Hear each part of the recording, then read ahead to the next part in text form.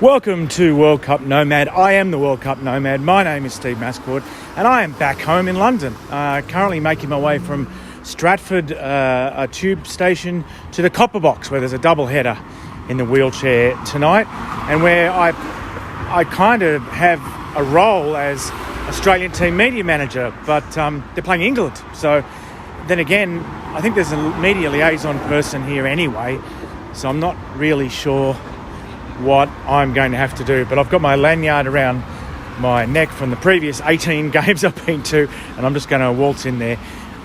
So what's it like to be back after 3 weeks on the road? Well, this podcast is, pretty kind of black and white, straight up and down. It's a rugby league podcast. It's about rugby league, but I'm actually doing a companion video series. The traffic's noisy, isn't it, right? Just a bit of atmosphere proving we're in a busy big city. But the companion video series, which is called World Cup Gonzo, is a little bit more introspective, and it kind of maps my mood and internal monologue during the World Cup. And what I must say now, just a second here, I gotta check my directions, check my Google Maps. Sorry, where was I? Footpath diversion. I've been to this venue once before, and I'm sure it's quicker to walk through Westfield, but I'm not confident of not getting lost in Westfield. And to think Westfield, it used to be a Coromel,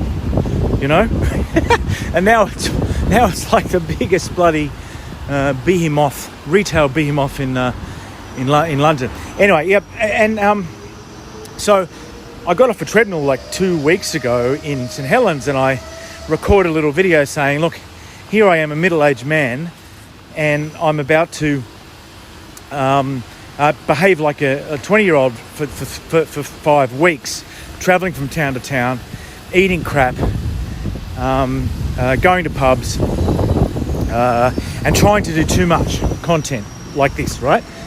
And so, will I go crazy? Will I have a heart attack? And today I was on that treadmill, another treadmill, 3 minutes from home, and I felt absolutely euphoric, and it's had the opposite effect on me. I've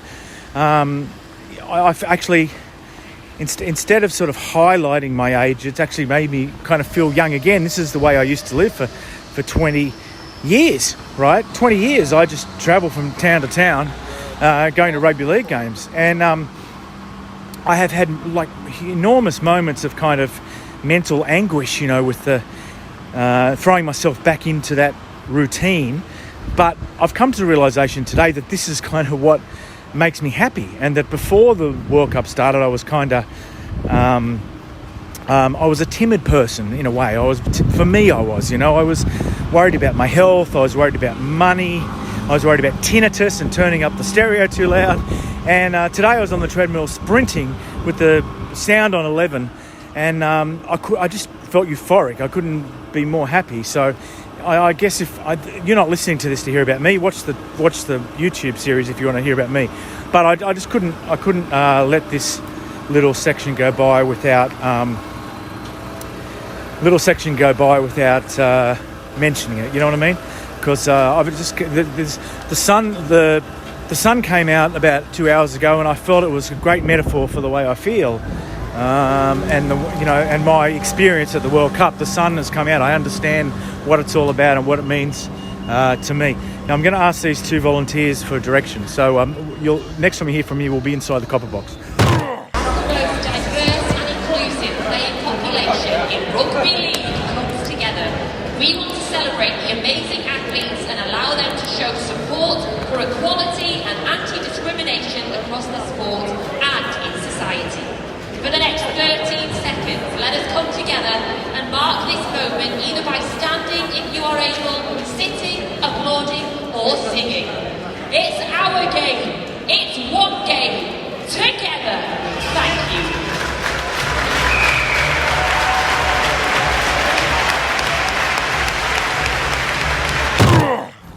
So a really good night here at the first night of Wheelchair Rugby League. I don't remember. Do you remember? I've got Charles here. He does the podcast. No, he does a podcast. He does lots of things. He works for Rugby League World Cup, and he's a Scotsman.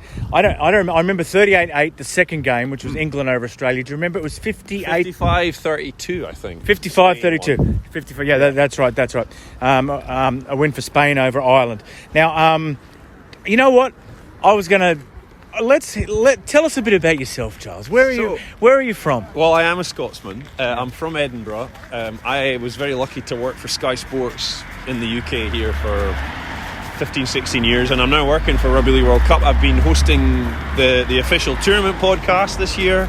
I'm fronting a lot of the coverage that we're doing on all the different social media channels, Twitter, Instagram. If you're not following RLWC 2021, you should be, because you'll be following Steve on all his different Instagram and Twitter accounts, but you should be following us as well, because we're producing some really nice stuff. And you're listening to podcasts, which I do update regularly, quickly. If I was shooting video, no one is going to see that till December, so you'd be plugging something that was already mothballed. But and I want to tell the listeners, I had a very unsettling experience with you 2 days ago. 2 days ago, because I was on a treadmill, and I was like, "Are you ready to go on Twitter Spaces?" And I didn't know we'd locked it in. I've been on a metaphorical treadmill for 3 weeks, but I was on a literal treadmill, and so I so I got off the treadmill after half an hour, and I thought that's a fair stint, half an hour, and I can get back on afterwards. And I hit the link in my messages, and if any of the listeners have ever done Twitter Spaces, basically you hit a link. If you're invited to be on Twitter Spaces, if you can just hit it and listen. And so I go, and Charles was talking about games, and he's talking about games 2 weeks ago, but I didn't think that was. I thought that was okay, fair enough, you know. And then he said, joining us is Steve Mascord, and I said, hello, Charles. I hope the same thing doesn't happen as happened last time when you couldn't hear me, and I didn't. And he goes, Steve, are you there? And I'm like, it's happened again. There's something wrong again. And I'm like pushing the microphone button, and then I started speaking. Started speaking to Charles while I was listening. And it took me 10 seconds to figure out that I'd hit the link for the previous time I was on, and I'd actually been listening to a replay. But the things that go through your head to try to rationalise why someone who sounds exactly like you is speaking to someone, I was thinking, like, is someone impersonating me? Is it possible that someone could sound that much like me? All in about 5 seconds. But anyway, how have you, so tell me about your sort of previous knowledge of rugby league and, so my history of rugby league dates back to 1999-2000 when I spent a year in Australia, which was great fun. I worked out there for a year before going to university, and I was told when I landed I needed to pick up a team, so I chose the Eels because the Eels were doing quite well that year. And I think, if I recall, you'll correct me if I'm wrong, Jason Smith was the main man at the time. Yeah. And the Eels got to the semi-finals, didn't make it to the grand final because the Eels did what the Eels do and blew it. And then I was lucky enough to go to the grand final that year, and the Storm beat St George in front of a world record crowd, I think it was. It's 107. Yeah, because the stadium had just opened. Yeah. You don't look old enough to have been there. I was there. I've not really aged in those years. The passage of Someone's got to say it. It might as well be you. The passage of time has been good to my looks, but it was brilliant. And I actually ended. And then I went and watched Australia whack the All Blacks there at the same stadium, and it was, of course, the year before the Sydney Olympics, and so the stadium had just been open, and it was a crazy crowd both times, 180,000 people. And so I would watch the coverage of the NRL every night on the television, on Thursday nights, Friday nights and stuff, and it was brilliant. And then I I came back to Scotland, went to university and got a job and stuff, and rugby league coverage here in the UK is very good. Sky Sports obviously are right across it, but it is a minority sport really here still, and it didn't really cross my radar much. But I grew up even before that watching it on BBC Network television in the early 90s, and the great Ray French was the commentator, and you had players like Martin Offiah and Ellery Hanley, and these guys were all household names. But then the era of Leeds Rhinos and Kevin Sinfield has kind of passed me by a bit, although I knew Kevin was a transcendent player. And now you get around to the World Cup here, and I've re-engaged with the sport. I love it to bits. I love all sports because I'm a sports journalist. And league is there's just beauty about league, which I've managed to sort of rediscover, in that it's incredibly skillful, incredibly athletic, incredibly brutal, but the connection between the players and the clubs and the fans, it's of a bygone era. We live in this country here in Britain where footballers are almost inaccessible now. The sports superstars of the past were always accessible, and to me that really matters, and you can still have that in rugby league. And that's been one of the real great things about this tournament, is that after every game, no matter the result, everyone's happy, everyone congratulates each other, and then all the players spend 10, 15, 20 minutes with the fans, and that really matters. And if you want to grow the sport is in such a good place, and that's, I think, there's a lot of kind of pros and cons about what's been going on at this World Cup. People have argued about, it could do this better and it could do that better, but the sport is in a great place, and I think tonight here epitomised that and all the good things that are about the sport. And tonight was just absolutely mental. Brilliant. I've got another question for you, but I want to make an observation. So I remember, like, it used to be possible to go to every single Rugby League International in a given year, and I tried to and did on many occasions, going from Malta to Cardiff and from Jacksonville to Cape Town, and that has long since gone, right? There's too many. You can't even go to every game at this World Cup, and you certainly can't go to every international. We have tried. I certainly tried. But tonight I'm like thinking they're going, hang on, like, and at the girls' game last night up in York, there's now not just impossible calendar clashes. There's whole new groups of people of strangers that are part of our community now, and people who've come at it from a different, a completely different way. Like the wheelchair game has its own kind of, I guess, quirks, and characters, and people that have just completely passed me by because in my time involved in rugby league, it was a men's game and the running game, and if you knew these people, you knew all these other people, and that's it. They're the only people you had to know. And so suddenly, and people will now discover the game, like they'll go there tonight and they don't know anything about the running game, you know what I mean? And in some countries in the world, the women rugby league will be a sport played by women who they hear it's also played by men, quite popular in a couple of places. And so the kind of exponential expansion of the community, is and the enriching of it as well, with people with different experiences and different backgrounds. It's quite mind-boggling, really. And I know, in other sports you cover, like football and rugby union to a lesser extent, they take these things for granted that we're going to have press conferences in different languages. But in rugby league, we don't have press conferences in different languages. Yeah. And I guess some people are kind of a bit embarrassed about the fact that we're small now, so they don't like to acknowledge the fact we're getting larger, or to celebrate the fact they're getting larger, because they're kind of a little bit embarrassed that we're small. I wouldn't say that the sport, and this is me speaking as a neutral observer who's worked in the sport for the last year and would love to work in the sport again going forward.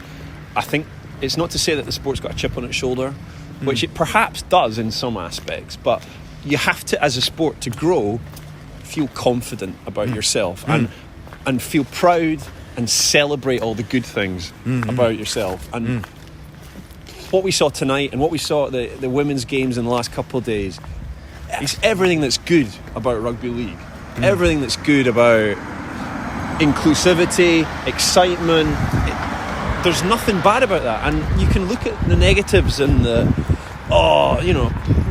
some of the stuff that goes on in the NRL or here in Super League in the UK.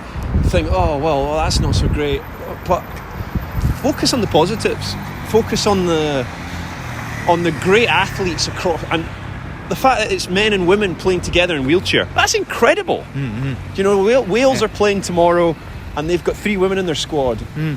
What other sport can do that? Very few. And so I do think, and I think every sport's guilty of this, is of focusing on the negatives, just to celebrate it for what it is. In the UK, everyone is blessed because every single game is live on the BBC and it's free to watch. And I know that's not the case in every country, but everybody can watch it and make their own minds up about it. Last question: obviously the World Cup didn't know that you were at the 1999 Grand Final. So how did you come to work for it? There were tickets available. Tickets just appeared.